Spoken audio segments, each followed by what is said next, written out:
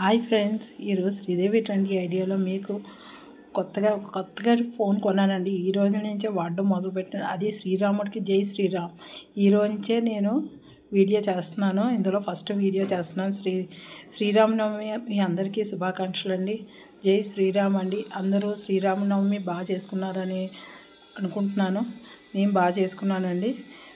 అందరూ ఈరోజు పూజ చేసుకొని శ్రీరాముడికి ఏదో ఒకటి మనం ఆరెంజ్ కలర్ పువ్వులు దేవుడి దగ్గర పెడితే చాలా మంచిదండి. Yellow colour or orange colour పువ్వులు పెడితే చాలా మంచిగా ఉంటుందండి.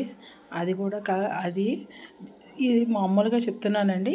అది కూడా అలా ఆరెంజ్ ఆర్ ఎల్లో డ్రెస్సెస్ వేసుకుంటే మంచిది, బాగా జరుగుతుంది అని అంటారు. అది కూడా ఒక ఇదండి.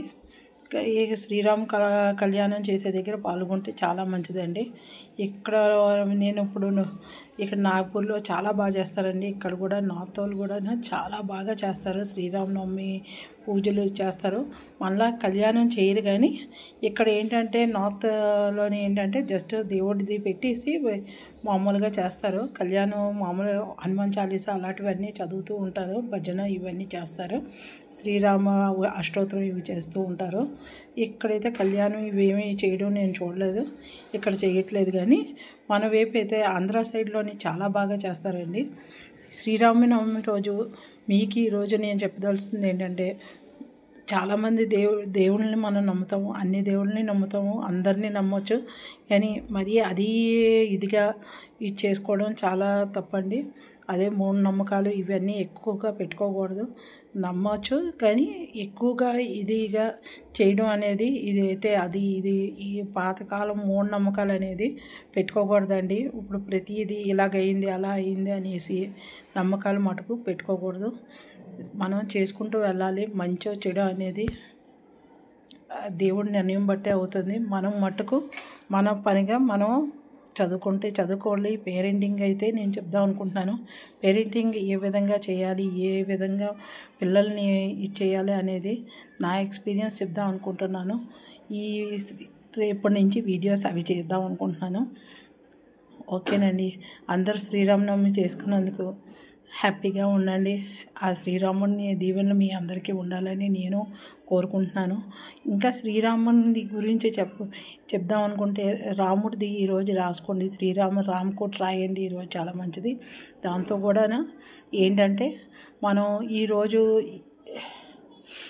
శ్రీరాముది రామకోటి రాసుకుంటే ఏదో టైంలోని రామకోటి రాసుకోండి. కొంచెమైనా రాయండి, చాలా మంచిది. శ్రీరాముడిని దీవెనలు మనకి ఎల్లప్పుడూ ఉండాలని మనం కోరుకుంటాం. మనం మనసులోనైనా దేవుడిని తలుచుకుంటూ ప్రతి క్షణం మనం ఇచ్చేసుకోవాలి ఉంటాము. కానీ మనం ఇంకా బేగా రాయాలి అంటే మటుకు మన రామరక్ష సూత్రం అలాంటివి పెట్టుకొని శ్రీరామకోటి రాస్తూ ఉంటే మన తెలియకంటేనే ఒక 30 మినిట్స్ 40 మినిట్స్ ఈజీగా రాసేస్తామండి. బేగా కంప్లీట్ అవ్వడానికి ఇది ఒక మనం నోట్లోని ఎలాగన్నా దేవుడిది శ్రీరామ శ్రీరామ అని 3 సార్లు అంటాము. కానీ ఆ పాట వింటూ శ్రీరామ రక్ష సూత్రము పెట్టుకుంటూ రాస్తూ ఉంటే ఇంకా చాలా బాగుంటుందండి. మనకి ఏం లేదు, పాజిటివ్ వైబ్స్ అనేది ఇంట్లో రావడానికి ఇది ఒక మంచి ఉపయోగపడేది. నేనైతే అలాగే చేస్తాను. మీకు కూడా ఉపయోగపడుతుందని నేను చెప్తున్నాను. Thank you.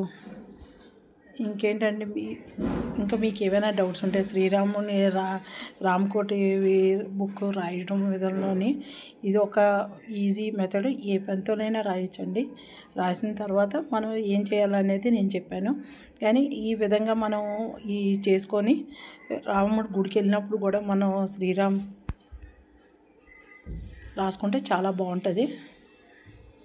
Okay, thank you to all. Happy Sri Rama Navami. జై శ్రీరామ్. శ్రీరామ రామ రామేతి రమే రమే మనోరమే సహస్రనామ తత్తుల్యం రామనామం వరాననే. జై శ్రీరామ్.